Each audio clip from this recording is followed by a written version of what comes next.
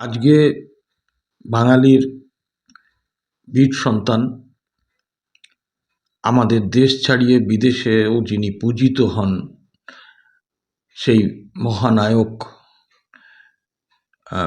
নেতাজি সুভাষচন্দ্র বসুর জন্মদিন।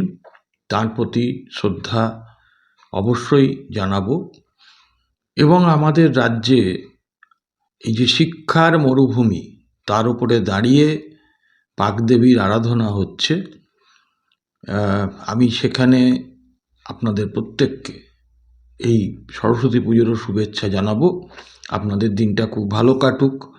দেখুন, আমি আজকে যে কারণ নিয়ে এপিসোডটা করতে এলাম, ভিডিওটা করলাম, তার বিষয়বস্তুটা থাম্বনেইলে দেওয়া আছে, আপনারা দেখে নেবেন। আমি গতকাল একটা ভিডিও করেছিলাম যেখানে আমি শুনিয়েছিলাম নওশাদ সিদ্দিকী এই রাজ্যে আসন্ন বিধানসভা নির্বাচনে তৃণমূল কংগ্রেস এবং বিজেপিকে পরাস্ত করার জন্য যে জোটের আহ্বান করেছিলেন, এবং তিনি বলেছিলেন যে প্রকৃতপক্ষে যদি বুথ স্তর পর্যন্ত এই জোটের গ্রহণযোগ্যতা পৌঁছে দিতে হয়, তাহলে এই মাসের মধ্যেই সেই জোটটা করে ফেলা দরকার। এবং তিনি তার মতন করে জোট প্রক্রিয়ার ব্যাপারে উদ্যোগ দেখাচ্ছেন এবং দেখাবেন যে সমস্ত ধর্মনিরপেক্ষ গণতান্ত্রিক দল আছে সেইগুলোকে নিয়ে। এখন দেখুন, সত্যি কথা বলতে কি, নওশাদ সিদ্দিকীর এই বক্তব্যটা আমি শুনিয়ে আমার কিছু নিজস্ব মতামত বা বক্তব্য আমি রেখেছিলাম, যার সঙ্গে আপনারা অধিকাংশই সহমত পোষণ করেছেন। আমি আপনাদের কাছে কৃতজ্ঞ। আর দেখুন, গতকাল মোহাম্মদ সেলিম, সিপিএমের রাজ্য সম্পাদক এবং পলিট ব্যুরোর সদস্য, এই জোট নিয়ে কংগ্রেসকে সরাসরি বার্তা দিয়েছেন বহরমপুরের ওপর দাঁড়িয়ে, একদম মুর্শিদাবাদের জেলা সদর। তিনি যে বার্তাটা দিয়েছেন এটা খুব ইঙ্গিতবাহী, এবং আমি তো মনে করি এটা চরম বার্তা। সেইটা আমি নিশ্চয়ই আপনাদের কাছে শোনাবো। এই রকম বার্তা বিগত দিনে কেন আমি কোনো দিনই শুনিনি।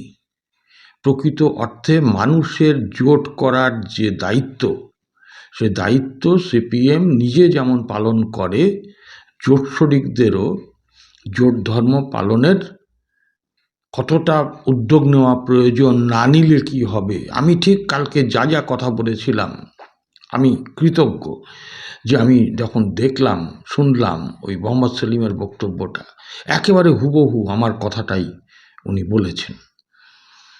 যাই হোক, আমি সেটা আপনাদের শোনাবো। তার আগে এই জোট প্রসঙ্গে অধীর চৌধুরী কি বলেছেন আগে একটু শুনে নিন। আমি 2016 সালে যখন দায়িত্বে ছিলাম, তখন বামেদের সঙ্গে জোট তো করেছিলাম। আইএসএফ এর সেই সময়কার যারা নেতৃত্ব ছিল, তাদের সেই দিনের তাদের যে অ্যাটিচিউড ছিল সেগুলোর সঙ্গে মানাতে পারিনি। কিন্তু এখন যে ছেলেটা আইএসএফ করে, তার কথা শুনতে তো আমার খারাপ লাগে, কখনো মনে হয়নি। সে যুক্তিযুক্ত কথা তো বলছে। শুনলেন অধীর চৌধুরী পরিষ্কারভাবে উনি বলেছেন, উনি যখন দায়িত্বে ছিলেন তখন কিন্তু এই জোটটা হয়েছিল এবং উনি করতে চেয়েছিলেন, করেছিলেন। আর আইএসএফের ব্যাপারে তৎকালীন যারা আইএসএফের কর্মকর্তা ছিল তাদের সম্পর্কে ওনার মনোভাব বা মানসিকতা অন্যরকম থাকলেও বর্তমানে তিনিও চান, পরোক্ষে বোঝালেন যে আইএসএফকে নিয়ে কংগ্রেস বামেদের একটা জোট। কিন্তু উনি চাইলে কি হবে।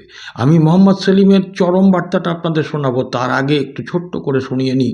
গতকালই যখন অধীর চৌধুরী জোটের বার্তা দিচ্ছেন, কংগ্রেসেরই এআইসিসির নেতা, ঠিক পাশাপাশি মোহাম্মদ সেলিম কি কারণে এই চরম বার্তা দিয়েছেন সেটা জানতে গেলে আগে শুভঙ্কর সরকার কালকে একটি জনপ্রিয় বৈদ্যুতিন চ্যানেলের প্রশ্নের উত্তরে কি বলেছেন আগে সেটা শুনে নিন, তারপরেই আমি মোহাম্মদ সেলিমের বক্তব্যটা আপনাদের শোনাব। এটা আমাদের দলীয় অভ্যন্তরীণ বিষয়, দলীয় সিদ্ধান্তের উপরে তা নির্ধারিত হবে। একলা লড়াই, কংগ্রেস এককভাবে তার সিদ্ধান্তে অটল আছে। শুনলেন তো, এই শুভঙ্কর সরকার বাস্তবিক পক্ষে প্রশ্ন জাগে যে মোহাম্মদ সেলিমের কথা অনুযায়ী উনি দেখবেন ওনার বক্তব্যে উনি দালালের কথা বলেছেন। আমি জানি না কাকে উদ্দেশ্য করে বলেছেন, তবে দালাল কারা এটা পশ্চিমবঙ্গের মানুষ কিন্তু সোচ্চারে বলে দেবে। যদি এই জোট না হয়ে তৃণমূল কংগ্রেস এবং বিজেপির সুবিধা হয়ে যায়, তখন কিন্তু আর নাম না করে মোহাম্মদ সেলিমকেও বলতে হবে না, আমাকেও ভিডিওতে বলতে হবে না, যা বলার মানুষ বলবেন। যাক, আমি কথা না বাড়িয়ে এবারে মোহাম্মদ সেলিমের ওই চরম বার্তাটা আমি আপনাদের শোনাই। আপনাদের মতামত আপনারা জানাবেন, এবং যারা একটু মনে করবেন ভিডিওটা ভালো লেগেছে, একটু লাইক করে যদি আপনারা শেয়ার করে দিতে পারেন, তাহলে বহু মানুষের কাছে পৌঁছবে। এবং আমার এই ছোট্ট ইউটিউব চ্যানেল ভয়েস অফ অনির্বাণকে যদি একটু সাবস্ক্রাইব করে পাশে থাকেন, আমি কৃতজ্ঞ থাকব। আসুন মোহাম্মদ সেলিমের এই চরম বার্তা শোনার সঙ্গে সঙ্গে আজকের এপিসোড শেষ করছি। আবার দেখা হবে পরবর্তী এপিসোডে। শুনুন মোহাম্মদ সেলিম কি বললেন। आने वाला फिर कोई चुनाव है, তার মানে কোন চুনাव মানে হচ্ছে ভোট, তার মানে কোন একটা ভোট সামনে আসছে। তাহলে এই 26-এর ভোট আমরা কি বলছি? আমাদের অধিকার পাওয়ার জন্য, অধিকার রক্ষার জন্য আমাদের জাত পাত ধর্ম বর্ণ নির্বিশেষে যেমন একটা হতে হবে, সেরকম এই বিজেপি তৃণমূল বিরোধী সমস্ত শক্তিকে একটা হতে হবে।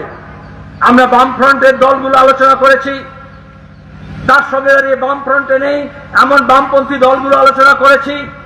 আমরা একসঙ্গে লড়বো, কিন্তু আমরা শুধু একা না, আমরা কংগ্রেসকেও বলেছি, আমরা আইএসএফকেও বলেছি, এবং ওই ধরনের যারা যারা বিজেপি এবং তৃণমূলের বিরুদ্ধে লড়তে রাজি আছে তাদের সবাইকে একটা হতে বলেছি। এই মুর্শিদাবাদের মাটিতে দাঁড়িয়েও বলছি,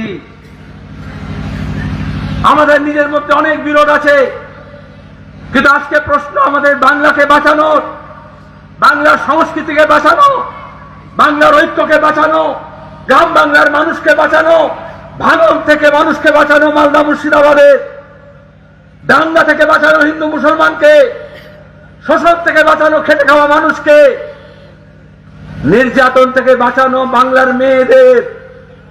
আর তার জন্য আমাদের একটা হতে হবে। কংগ্রেস দল তাকিয়ে আছে এই জেলায় হবে না, তাহলে প্রদেশ কংগ্রেস কি বলছে? প্রদেশ কংগ্রেস তাকিয়ে আছে দিল্লি কি বলছে, দিল্লি তাকিয়ে আছে কেরলের নেতা কি বলছে। আমরা বলছি এই বাংলার ভবিষ্যৎ কোন হিল্লি দিল্লি ঠিক করবে না, এই বাংলার মানুষকে ঠিক করতে হবে। এই মুর্শিদাবাদের ভবিষ্যৎ মুর্শিদাবাদের মানুষকে ঠিক করতে হবে। আর মানুষ যদি একটা না হয়, পলাশির প্রান্তর সাক্ষী আছে, ইংরেজের দালালি করেছিল যারা, আজও সেরকম দালাল আছে যারা আমাদের ঐক্য ভাঙার কথা বলে, তারা আসলে দালালি করছে।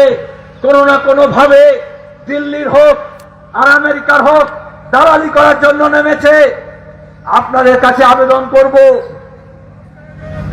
এই বাংলাকে বাঁচাতে হলে আসলে আমাদের যেমন ঐক্যবদ্ধ হতে হবে, সেরকম আমাদের নিজেদের সঠিক ঝান্ডাও চিনে নিতে হবে।